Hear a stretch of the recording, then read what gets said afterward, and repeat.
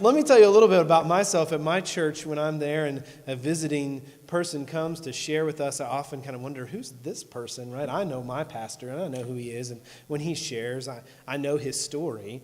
So let me tell you a little bit about my story. First of all, I'm not typically a pastor or a preacher. For the last several years, I've been teaching in college-level history and religion.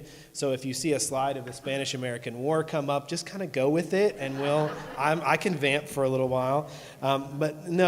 What I do want to share with you, though, this morning is something not just in my role from Presbyterian Children's Homes, but it's something that's become important to me personally in my own life story. About 7 years ago, my wife and I had some good friends that we went to seminary with, and we decided we regularly had dinner with them, and we were going to go over and have dinner with them again. And as we were preparing to go and visit with them, they warned us. They said, we have 3 little girls, and actually when you guys come, there's going to be a 4th little girl here when you come to visit. And I thought, well, that's interesting. I didn't know Christy was pregnant, but okay. Actually, it's a 2-year-old little girl. Well, that was really fast since the last time we had dinner. It hasn't been that long. They said, well, we actually decided, and we hadn't really talked to you all about it, but we decided to become foster parents. And so it's a little 2-year-old foster daughter that we have named Jenna. And so we went, we had dinner, and we immediately fell in love. My wife and I didn't have children at the time, but Jenna's personality, her smile were contagious. Sometimes her personality was a little more than overwhelming too. We just fell in love with her. And we decided, they had 3 daughters of their own. We're going to help them out. And so we went and got trained so that we could be respite providers, which means we could kind of take care of Jenna on a weekend or even overnight at times and give them a break so they could spend time with their daughters. And that was fun, and we had not been parents, and so we were dropped in the midst of a 2-year-old who was a little rambunctious. I got kicked in the face more than once trying to put her into a car seat, but nonetheless, she was a blast, and she was fun. And eventually, Jenna went on to live a forever family, but we were kind of bitten with the bug of foster care and adoption. And so a couple of years later, as we were beginning to start our own family, we decided to adopt. And so my son Caleb came home when he was 10 days old, and we know his birth mom and have a great relationship with her, and he's about 1.5 years now. Of course, that gift has been amazing, and the gift his mother gave to us is something we cherish every day, even at 2 a.m. when Caleb won't go back to sleep. I know that I love and cherish him and the gift that she gave to us. And of course, because God has a wonderful sense of humor, when Caleb was 6 months old, my wife got pregnant, and so now I have a 3-month-old and a 21-month-old. So I'm happy to be here this morning because I got to sleep last night in a hotel and not get up in the middle of the night. Although I did find out in between services that I forgot to leave my wife's keys out on the kitchen table, and so she got the kids up ready for church and then couldn't find the car keys to take them. So I may be staying a little while longer. If somebody has a place I could stay this afternoon, that'd be great. That's a little bit of my story. What I do want this morning, and I love hearing Linda and this morning hearing Brendan share the word this morning, and hearing people share the word of God. You hear different emphases in these messages, and I loved Brenda's emphases this morning in this passage. But I want to turn our attention. I'm just going to highlight a couple verses and then share with you a little bit about this passage and what it means to me this morning. If I speak in the tongues of mortals and of angels but do not have love, I'm a noisy gong or a clanging cymbal. Because love is patient, love is kind. It is not envious or boastful or arrogant or rude. It does not insist on its own way. It's not irritable or resentful. It does not rejoice in wrongdoing, but rejoices in the truth. It bears all things, believes all things, hopes all things, endures all things. And then the chapter ends with, and now faith, hope, and love abide. These 3, and the greatest of these is love. Now, most of you have probably heard this passage of Scripture before, and many of you all are probably waiting for the bride to come down the aisle, right? Because that's where we talk about this passage most often. It's a great passage, and it's a good go-to for ministers everywhere in the midst of a marriage ceremony. So if we're marrying these 2 couples, we should teach them something about love, right? When you leave from here, go and be patient with one another, be kind, right? Don't be envious, don't be rude to one another, right? Don't insist on your own way, especially if you're the husband, right? And we learn these lessons, and this is where this passage comes from for most of us. But this morning, I want us to think about this passage in a different sense and think about how it might apply to other relationships, especially maybe how it would apply to those of us who are parents, who are parenting children, right? What would it be if we didn't just think about these actions of love in our marital relationship or our relationship with our spouse or partner, but what would it be if we thought about these relationships and how we parent our children, right? What would it be if we were patient with our children when they weren't following in our instructions, as they so often do, right? What would it be if we were not envious of other people's children when ours weren't acting the way we had told them to on our way to church, right? What would it be if we loved them when we weren't rude to them when we were ourselves overwhelmed? What would it be if we did not insist on our own way but acquiesced to them occasionally? Now, I have, as I said, a toddler at home. I acquiesce all the time to avoid tantrums, but nonetheless, right? What would it be if we applied this passage to parenting? Now, I'm not going to pretend from my own life experience that I've perfected this model of parenting, but what I have found is that in the past several years as I've gotten involved with foster care and adoptive families, that I've met some families who really do live this out every day. And I want to share one of their stories with you, a story about Mike and Amanda Torrey. Mike and Amanda are foster parents with us in North Texas. They got involved in foster care because several years ago, a friend of their family decided to adopt, and they shared their story, much like our friends shared with my wife and I. And they handed Amanda a book, and she began to read and gently, right, nudged Mike along as well, right, because love, while it may not insist, it sure can be persistent at times.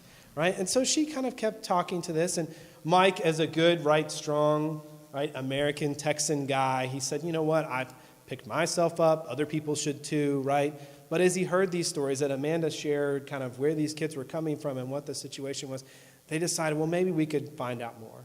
So they went to an informational meeting, they learned a little bit more, and they decided, you know, I don't know if we're totally ready, but it sounds like the process takes a little while, so let's just get our feet wet, let's get started. And so they began to get involved in the process of foster care. Now, Mike and Amanda already had 3 boys of their own. And so Amanda said when they went into the process, if we're going to do this, I want a little girl so we can even the odds a little bit, right? And that's exactly what they did. They told us about their interests as they came into the process, right? And so they welcomed eventually home a little girl who was 3 years old named Tara. Now, Tara was actually left at the hospital at one point by her mother, and that's how she came into care. But Tara had been abandoned long before she was left at the hospital. She was 3 years old, and unfortunately her mother was a single mother, had difficulty finding work and finding childcare when she did have a job. She often, unfortunately, had to leave Tara in the care of other friends who she didn't know that well at times. Sometimes she left Tara overnight in a motel room while she went to work a night shift. And just life was hard. She didn't know how to care for Tara. She didn't have the support she needed. When Tara got very sick and she had to take her to the emergency room, she decided when she got there that maybe it'd just be better if she left Tara there. And that's what she did. And so she came into CPS care, and she was placed with Mike and Amanda in their home. So love is patient, right? Love is kind. Now, Amanda learned that lesson pretty quickly when Tara came into their home, because within the first couple of hours of being there, Tara, as 3-year-olds are very good at doing, found some markers that one of her older brothers had left, right, conveniently on the floor for her to find. And she decided that the coffee table in the living room needed some extra decoration. So she began coloring all over the coffee table, right? But Amanda knew, right, what she was doing, and she took her aside, and rather than send her away, right, put her in timeout and push her away, as so many relationships had, she set Tara down in her lap, she pulled out some paper and started coloring with her. She praised her coloring skills, and they made rainbows and sunshine out together.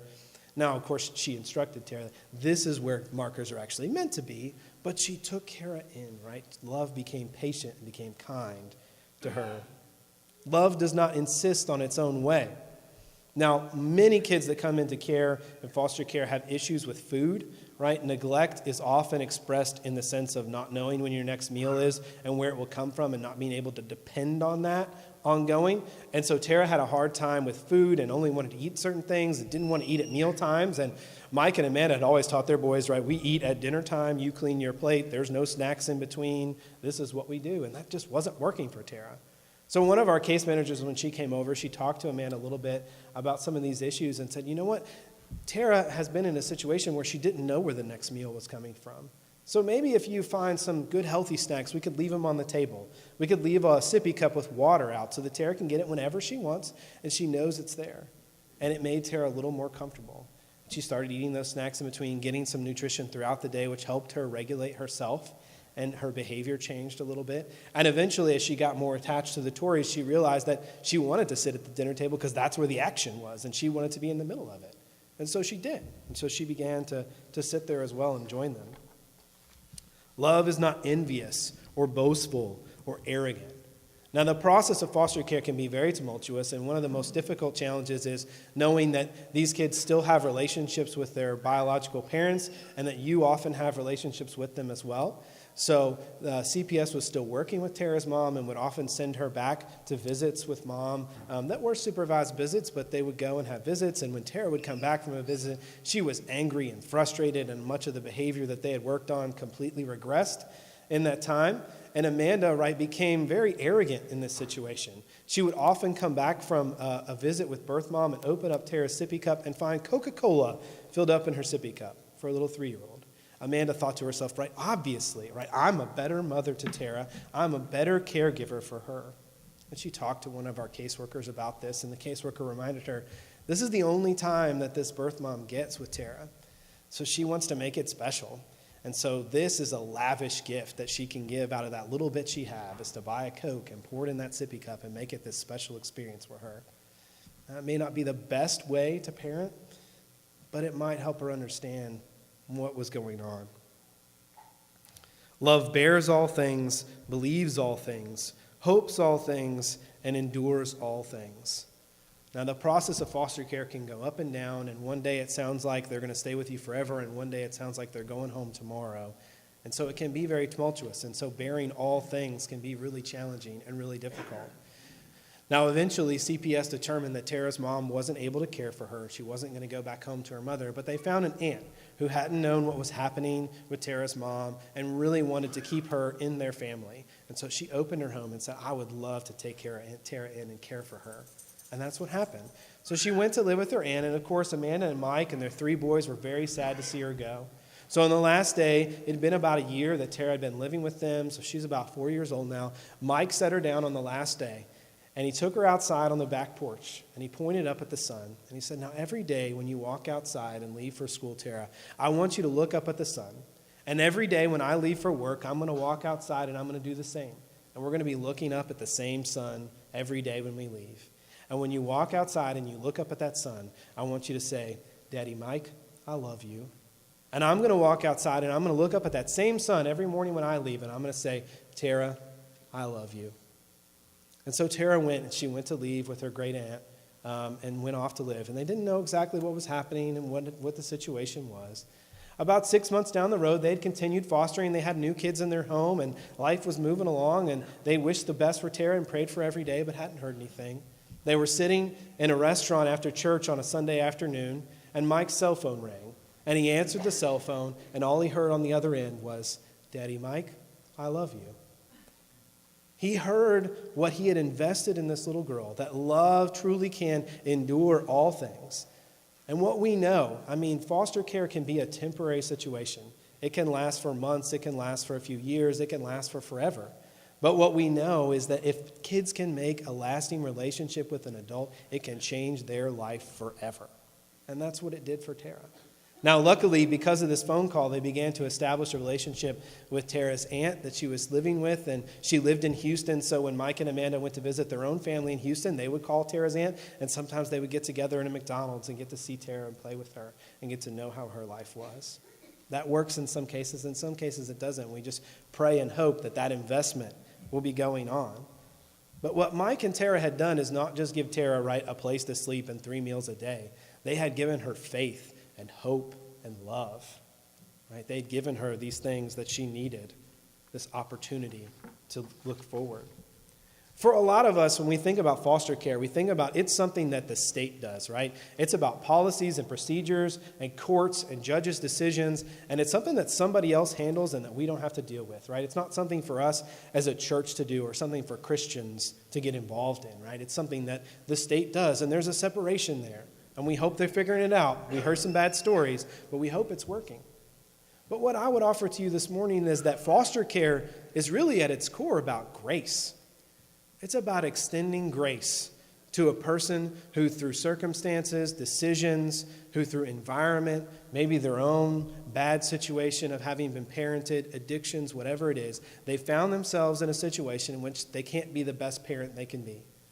And somebody steps in, a foster parent, a CPS worker, a judge, and says, we're going to give you a moment of grace, time to work on yourself, to work on your own life, and hopefully get to a situation where you can be restored, where you can come back to wholeness and healing, right? It's the same grace that God has extended to all of us who have not always been perfect, who probably still aren't perfect, right? And are still working on things and trying to get better.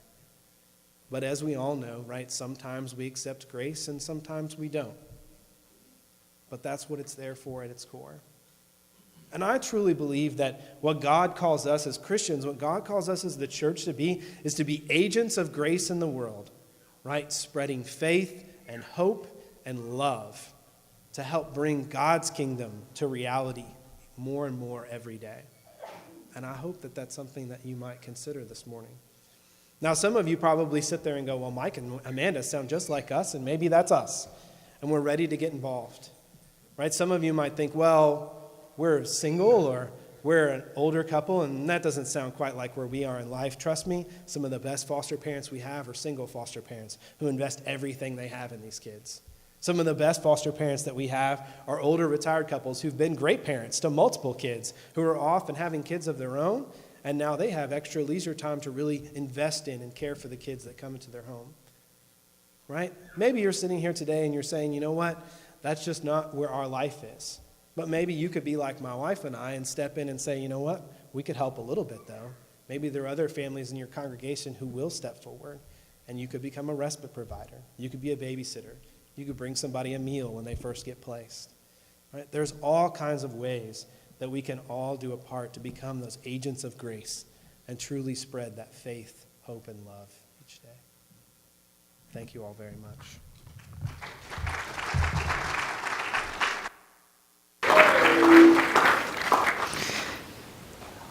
Well, to think more about this, I've invited someone to come share about what it was like to grow up with foster siblings. And Jessie Radicke is going to come up here and tell us, and I'll just let her tell her story.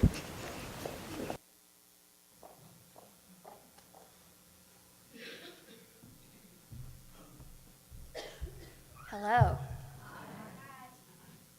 Let me get my notes out. So Blaine's story, that reminded me a lot of my mom. She's actually, oh gosh, how old is she now? I think she's like 67. She's a widower, or she's a widow, and she has newborn children in and out of her home. So that's just to say that it can be any walk of life. But when Nancy asked me to talk about my experience with foster care, a boy named Rolly came to mind. That's Rolly. My parents started fostering when they found out they couldn't have children. They fostered over 100 kids from newborns to teens. They eventually settled just on newborns because they found out they can't talk back like teens. But they stopped fostering when they adopted me and my siblings from Korea to focus raising us. My dad passed away when I was 13, which left me and my mom home alone as my other siblings were grown and out of the house. As we both grieved my father's death, my mom turned to fostering to help her grieve through the process. That was something they both did. Rolly entered my life when I was in high school. As a high school girl, I thought this was the absolute worst thing that could happen to me. He interrupted my social life and my sleep schedule, and I often told my mom I wasn't the one who signed up for this. What I didn't know was he would become my baby brother. As you can see from the pictures, he was part of my life. We taught him how to walk, talk, everything that happens from years 0 to 3. Next slide. The little girl in the picture is my niece. They're about the same age, so they grew up together. We saw them grow up together. They're still friends today. The picture in the left-hand corner is him now. He's 13 years old. He was adopted by a family a few towns away when he was 3, and we were blessed enough to stay in touch. He calls my mom Grandma Jan, and still to this day I consider him a part of my family. Also, it just dawned on me, his name's Ryan, it's not Rolly. Rolly, that was his nickname when he was a little baby. He was really Rolly, so that's what my whole family has always called him. So I encourage you to think about fostering. I think it's not only helps a child in need, but it also helped my family in ways I never knew fostering could.